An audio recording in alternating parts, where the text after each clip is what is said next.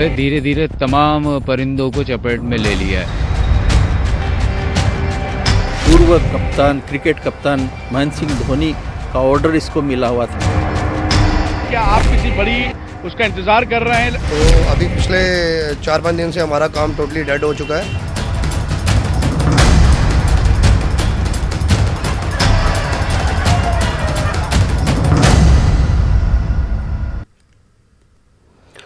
नाज़रीन आदाब, न्यूज़ 18 उर्दू में आपका इस्तकबाल है। मैं हूं मोहम्मद विसाल आज़म और आप देख रहे हैं खबर खास पे हम बर्ड फ्लू पे तो बात करेंगे ही कि बर्ड फ्लू दरअसल कितना ख़तरनाक है, बर्ड फ्लू से कैसे बचा जा सकता है, और सबसे बड़ा सवाल जो लोगों के जहन में होता है कि क्या बर्ड फ्लू के इस दौर में चिकन या अंडे खाना एक ख़तरा मोल लेना है।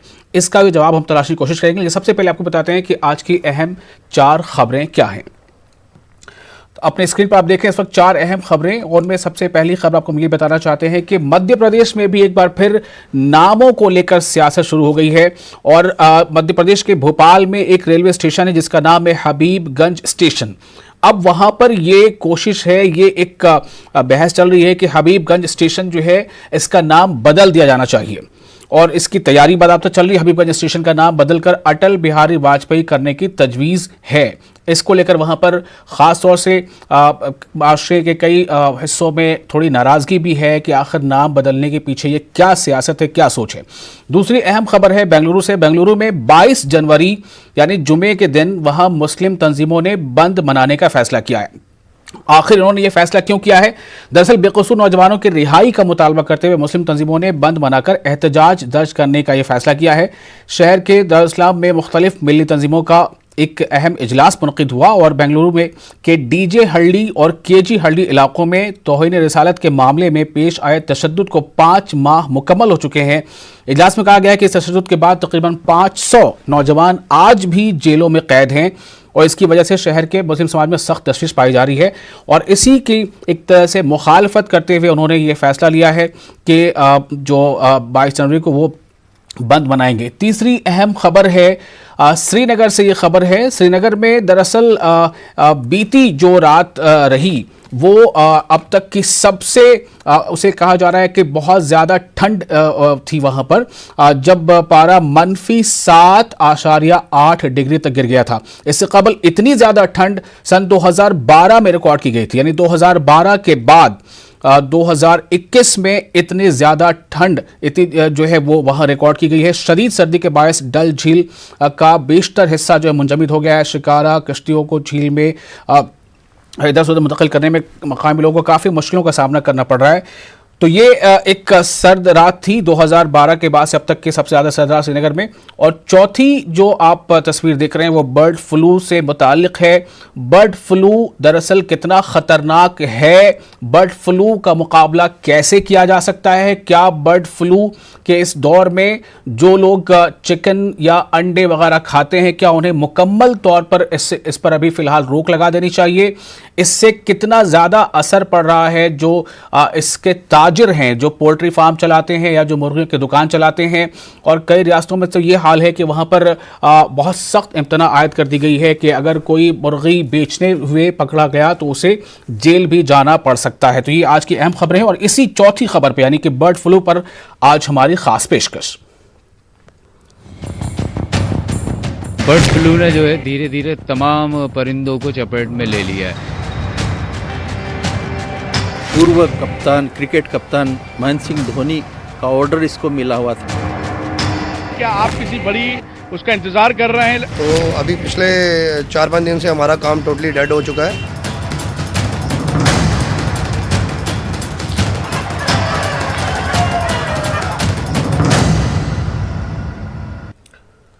तो पहले एक रियासत, पहले खबर आई कि केरल, उसके बाद खबर आई कि राजस्थान, फिर खबर आई कि मध्य प्रदेश, फिर खबर आई कि हिमाचल प्रदेश, फिर खबर आई दिल्ली। ऐसे करते करते 10 या उससे ज़्यादा रियासतें अब ऐसी हैं जहां पर बर्ड फ्लू के मामले ज़्यादा पाए जा रहे हैं और तरह तरह के परिंदों की मौत की खबर आ रही है। और जैसे ही ये पता चला उसके बाद केरल और कई दूसरी रियासतों में कलिंग, यानी इसे कहा जाता है कि मुर्गियों को एक तरह से मार देना या परिंदों को मार देना ताकि वो बीमारी और ना फैल सके। कलिंग का सिलसिला भी शुरू हो चुका है। तो हम आज ये समझने की कोशिश करेंगे कि बर्ड फ्लू दरअसल कितना एक बड़ा खतरा है वाकई, और कितना इसको लेकर एहतियात जरूरी है, और कितना इसके नाम पर सियासत हो रही है। तमाम पहलुओं पर आज हम कोशिश करेंगे बातचीत करने के। हमारे साथ कई खास मेहमान जुड़ेंगे। हमारे साथ सलमान निजामी होंगे, कांग्रेस के लीडर हैं, गुलरेज शेख होंगे, तर्जुमान बीजेपी के हैं, डॉक्टर धीरेन गुप्ता होंगे, सीनियर कंसल्टेंट हैं, और हमारे साथ संजय कुमार होंगे, पोल्ट्री फार्म ओनर है। आप सभी लोगों का बहुत बहुत इस्तकबाल इस खास पेशकश में। लेकिन इससे पहले कि हम आपके पास आए, सबसे पहले हम आपको ये बताना चाहते हैं कि बर्ड फ्लू को लेकर इसके जो असरात मुरतब हो रहे हैं, जो सीधे तौर पर इससे जो लोग अफेक्टेड हो रहे हैं, हमने कई रियासतों से कुछ लोगों के बयान मंगाए हैं कि वो इस बारे में क्या सोचते हैं। सुनिए पहले।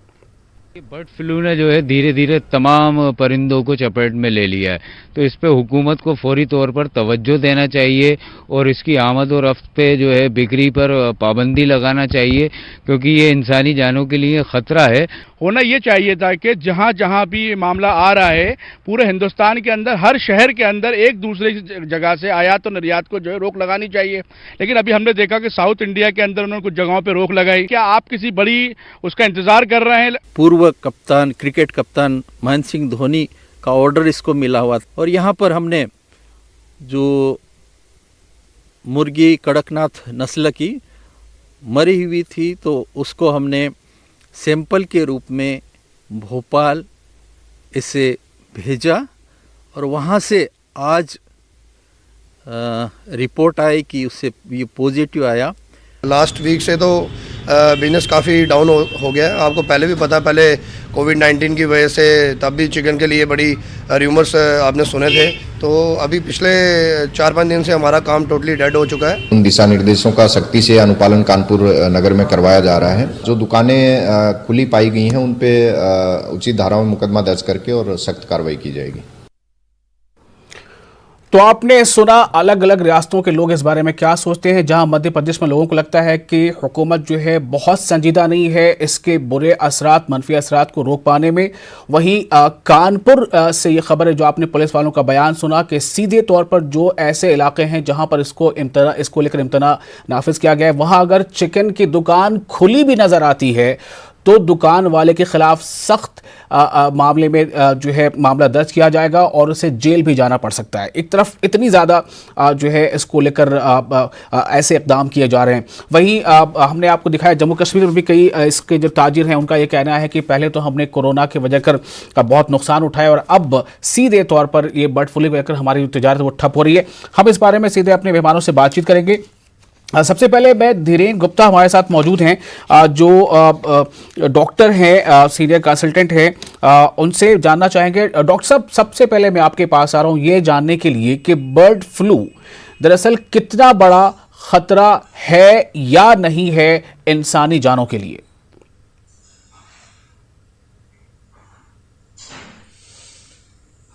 सबसे पहले दो चीजें मैं क्लियर करना चाहूंगा जो सबसे बड़े डाउट्स हैं कि ये वायरस है, ये चीज तो हम जान लें, और H5N1 ये वैरायटी है जो एवियन इन्फ्लुएंजा, जैसे इन्फ्लुएंजा A, B, C कई तरह के इन्फ्लुएंजा होते हैं, ये इन्फ्लुएंजा A जानवरों में पाया गया है और मेनली एवियन बर्ड्स में पाया गया है। ये रेयरली ह्यूमंस को अफेक्ट करता है जब तक आप डायरेक्ट कांटेक्ट में हो। मान लीजिए मैं एक पालक हूं, बर्ड्स को डायरेक्टली हैंडल करता हूं, अगर मैं प्रॉपरली हैंडल नहीं करूं तो ये डायरेक्टली, जैसे सब लोग कोरोना को जानते हैं, जैसे कोविड में आपको फैला सकता हूं, आप मुझे फैला सकते हैं, ऐसे ही अगर मैं क्लोज प्रॉक्सिमिटी हूं जानवर के तभी मेरे अंदर ये आ सकता है, और उसकी संभावना भी बहुत ज्यादा नहीं होती। तो बॉडी फ्लूइड, बर्ड्स के बॉडी फ्लूइड, और दूसरा उसकी जो एक तरह से खांसी या सिक्रीशंस से मैं कांटेक्ट में आऊंगा और मैं सफिशिएंट अमाउंट में इनहेल करूंगा, तभी ये इन्फेक्शन मेरे अंदर जा सकता है। तो डॉक्टर साहब ने बहुत क्लियर इस बात को कर दिया कि रेयरली ये ह्यूमन को अफेक्ट करता है। मैं मजीद उनसे सवाल करूंगा। अब मैं आता हूं सीधे संजय कुमार, जो पोल्ट्री फार्म ओनर हैं। संजय कुमार साहब, ये बर्ड फ्लू के वजह कर पोल्ट्री का जो बिजनेस है वो किस तरह से मुतासिर हुआ है? हालांकि कुछ बयानात हमने चलाए हैं, आगे भी हम आपको दिखाएंगे कि लखनऊ में खासतौर से इसको लेकर क्या सूरत हाल है, लेकिन मैं आपसे जानना चाहता हूं कि कितना असर पड़ा आपकी तिजारत पर? जी बिल्कुल, मैं आपको बताना चाहूँगा कि अगर मीडिया न्यूज़ चैनल ये दिखा रहे हैं कि पोल्ट्री फार्म के जो काम करने वाले हैं वो 70% काम उनका डाउन हो चुका है, ये बात बिल्कुल गलत है। 100% ये काम बिल्कुल डाउन हो चुका है और अब ये इतनी मार से गुजर रहा है, पहले कोरोना की वजह से और अब बर्ड फ्लू की, केवल और केवल जो सरकार की नाकामियां हैं कि ये बताने में कि अभी तक इससे ह्यूमंस पे कोई भी इफेक्ट नहीं हुआ है बर्ड फ्लू की वजह से, उसकी वजह से बहुत ज्यादा नुकसान पोल्ट्री फार्मरों को लगातार हो रहा है। जी दूसरी तरफ अगर हम देखते हैं तो हमारे फार्मों की सफाई और हमारे फार्मरों में काम करने वाले वर्कर वो पूरी तरह से टाइम टू टाइम उनका चेकअप कराते हैं। मेडिकल रिपोर्ट हमारे पास है, डॉक्टर गुप्ता जी अच्छी तरह से जानते हैं। पिछले 10 सालों से जो पोल्ट्री में काम कर रहे हैं, आज जो काम कर रहे हैं उसमें बहुत बदलाव आ चुका है। मैंने आपके मीडिया चैनल पे भी दिखाया है, फोटो भी दिए हैं और फार्म पे विजिट भी कर सकते हो। एकदम नीट एंड क्लीन होते हैं फार्म। ये तो आपकी अपनी बात हो गई, लेकिन क्या आपको लगता है कि ऐसा ही नॉर्म्स, ऐसा ही स्टैंडर्ड तमाम लोग जो इस पेशे से जुड़े हैं वो अख्तियार करते हैं?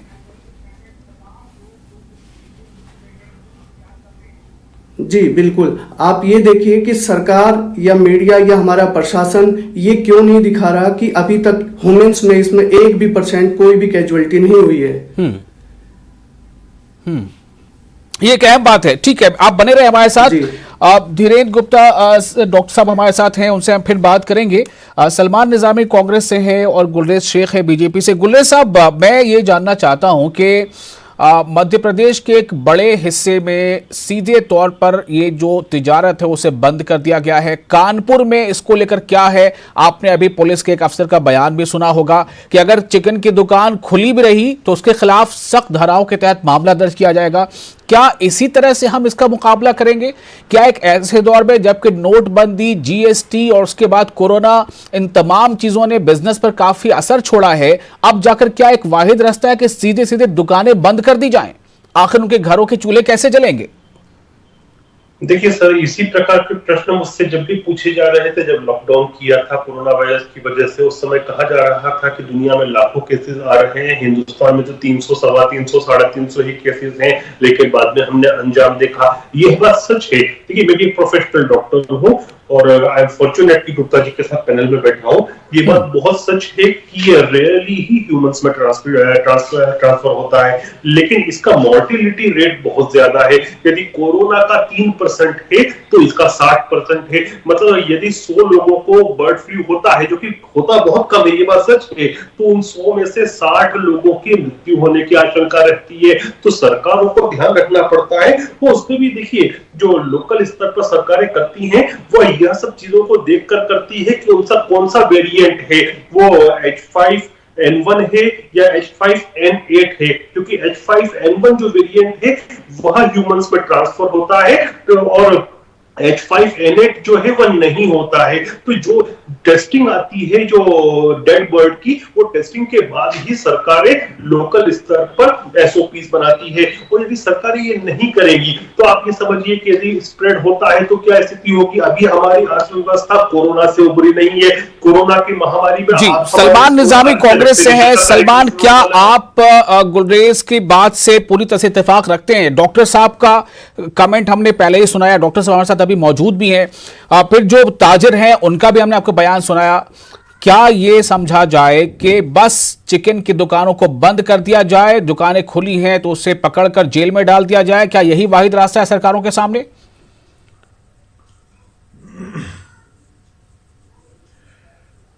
देखिए, ये कोई मामूली बात नहीं है। जैसे कोरोना पूरी दुनिया में फैला था, उसके बाद हिंदुस्तान में भी उसका असर पड़ा और आपने देखा कि हेल्थ मिनिस्टर ऑफ इंडिया ने स्टेटमेंट दिया कि ये हिंदुस्तान में इसकी हेल्थ इमरजेंसी नहीं है। उसके बाद आज हमारी हालत देश की ऐसी है कि हम नंबर 2 पे आए वर्ल्ड में, जहां सबसे ज्यादा कोरोना की वजह से मौतें हुई हैं और केसेस रिपोर्ट हुए हैं। आपने उस वक्त लॉकडाउन लगाया, उस वक्त आपने पीटा, जो लोग बाहर गए घरों से उन पे लाठियां बरसाई, लेकिन उसका भी असर नहीं हुआ।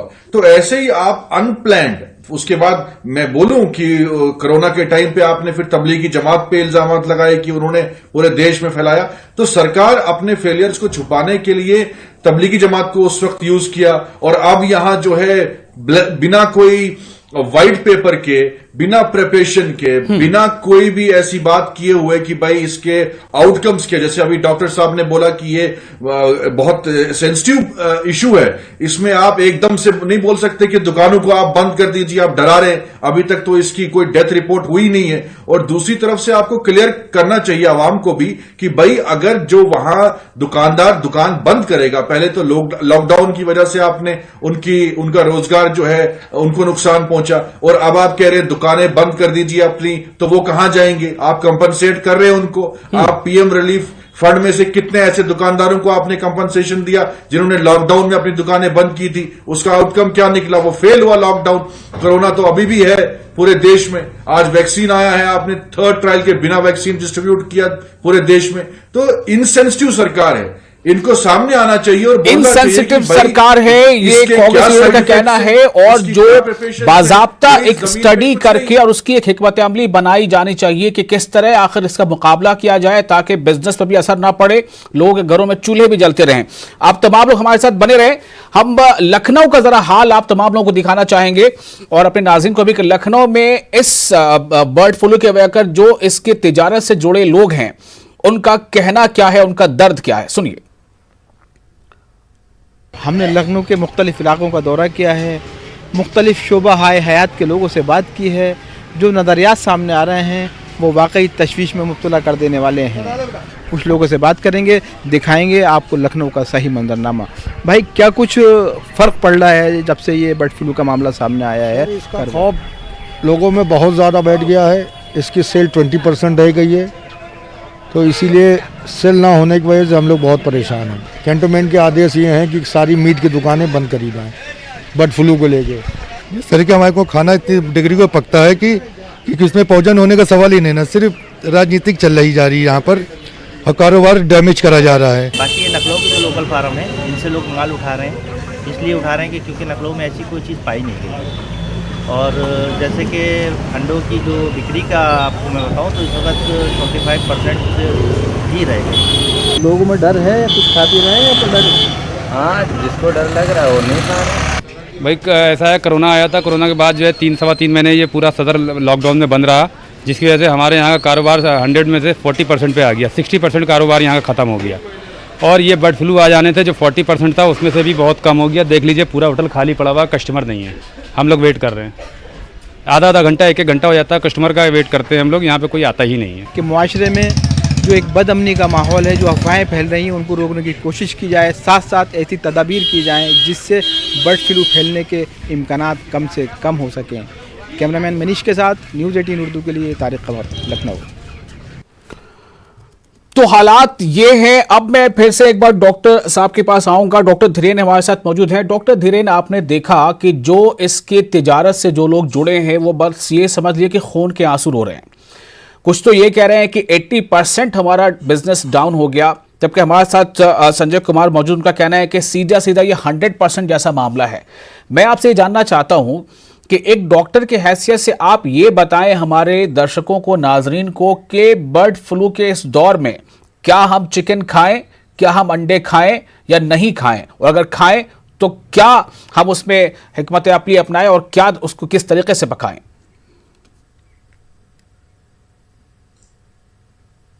देखिए, सबसे पहले आम आवाम को रिस्क नहीं है इस बर्ड फ्लू का जी। जो बर्ड्स को हैंडल करते हैं, डायरेक्टली हैंडल करते हैं और केयरलेसली हैंडल करते हैं, उन्हीं को रिस्क है। अब आम आदमी की बात करते हैं। अगर उनको एक तो रॉ चिकन जैसे उन्होंने बाजार से खरीदा तो वहां ना खरीदें जब वो हैंडल कर रहे हैं चिकन को, जहां पे बर्ड को हैंडल करते हैं, जिंदा बर्ड को, वहां ना जाएं। वहां जाएं तो मास्क और प्रॉपर पीपी जो बर्ड हैंडलर है वही जाएगा। अब आगे बात करते हैं अपने घर में अगर चिकन आ गया है तो उसको कैसे हैंडल करना है। 70 डिग्री पे जो भी चिकन पकेगा उसमें सारा वायरस खत्म हो चुका होगा। तो आप अगर चिकन खरीद के मार्केट से और अपने घर में पका के खाते हैं तो उससे कोई इन्फेक्शन होने का चांस नहीं है।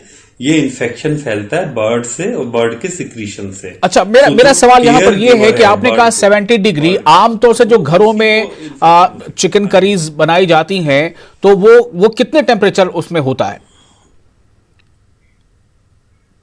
वो 100 डिग्री, वो तो आप 100 पे बनाते हो ना, जो बॉईल करते हो 100 से ऊपर पे बॉईल करते हो।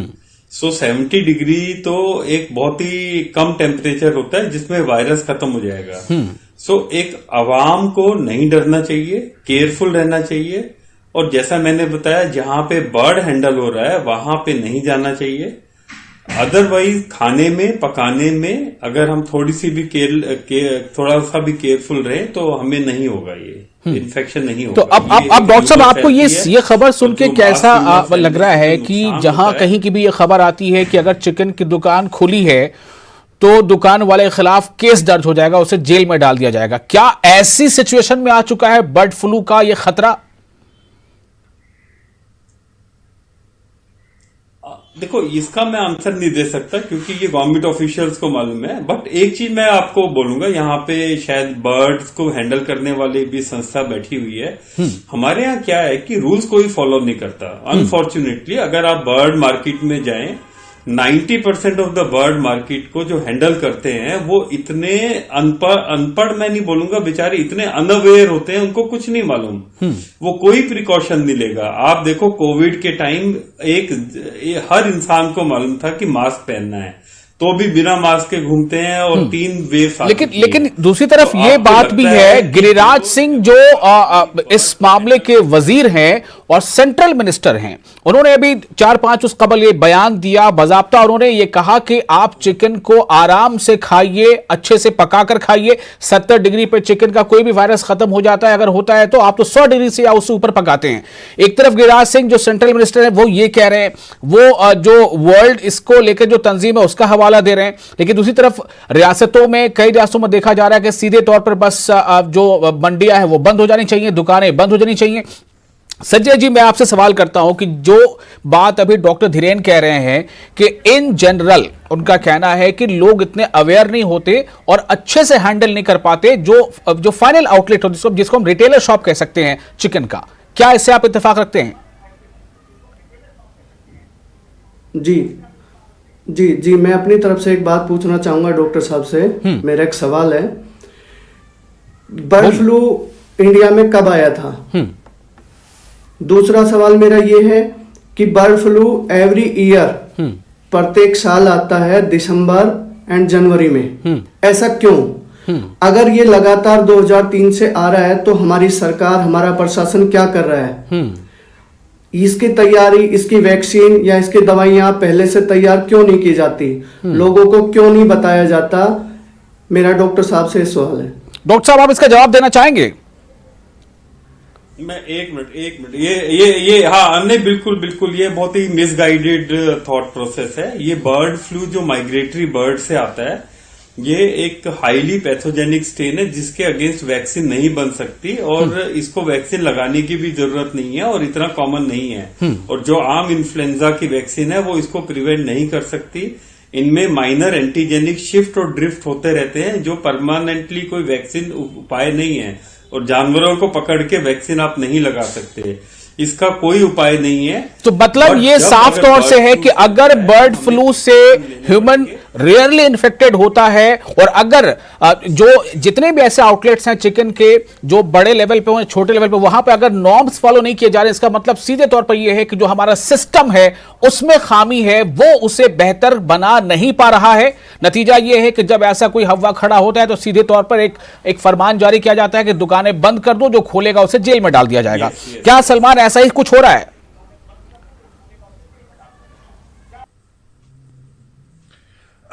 देखिए, बिल्कुल सही कहा आपने। जिस तरीके से कोरोना वायरस की समय उस वक्त जिस तरीके से पैनिक क्रिएट किया गया, मैंने पहले भी कहा कि आप सरकार जो है मिसलीड क्यों कर रही है। अभी वैक्सीन कोरोना का आया है, उसमें आपने 3rd ट्रायल के बिना जो है वो जो है सप्लाई कर दिया। इसी तरीके से अभी डॉक्टर साहब ने कितना खूबसूरत तरीके से एक्सप्लेन किया कि भाई आप घरों में इसकी दिक्कत नहीं है, परेशानी नहीं है, आप इसको बॉईल कर सकते हैं और इसका इफेक्ट नहीं पड़ सकता है। यही तो सरकार को एक्सप्लेन करना चाहिए। और सरकार जो है ये डंडा और ये धमकियां देने के बजाय उनको चाहिए कि वहां पर हर स्टेट में, हर डिस्ट्रिक्ट में अनाउंस किया जाए, लोगों को समझाया जाए, प्रोग्राम्स किए जाए कि भाई आप डरिए मत, सरकार पीछे खड़ी है। सरकार का तो यही फर्ज होता है। सरकार तो डरा रही है कि भाई दुकान खोली तो आपको अंदर कर देंगे। ऐसे ही उन्होंने कोरोना वायरस के टाइम सरकार डरा रही है गुलरेज, क्या है आज अस्पताल, सरकार डरा रही है। अभी आप देखिए सरकार पहले से इकदाम नहीं कर रही है। अगर सिस्टम में कहीं कमी है, कहीं रिश्वत सितानी है तो उसका सद्देबाब नहीं कर रही है, बल्कि जब ये मसला बड़ा होता है, हुआ खड़ा होता है, सीधे तौर पर डंडा चलाया जाता है।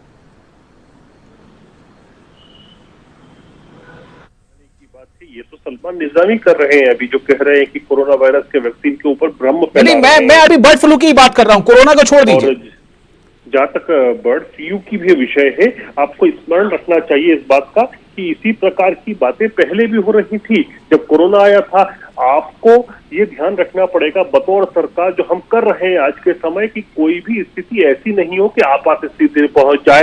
अब ये जो रिस्ट्रिक्शंस लगे हैं, ऐसा भी नहीं है कि पूरे हिंदुस्तान में लगे हैं, क्षेत्र विशेष को देखते हुए लगाए गए हैं जहां पर इसकी आवश्यकता है, जहां पर ऐसे पॉजिटिव डेड सैंपल। सवाल यहाँ पर गुलरेज ये है कि अगर कोई चिकन आउटलेट नॉर्म्स को फॉलो नहीं कर रहा है तो वो चल किस तरह से रहा है? क्या पैसों का खेल होता है?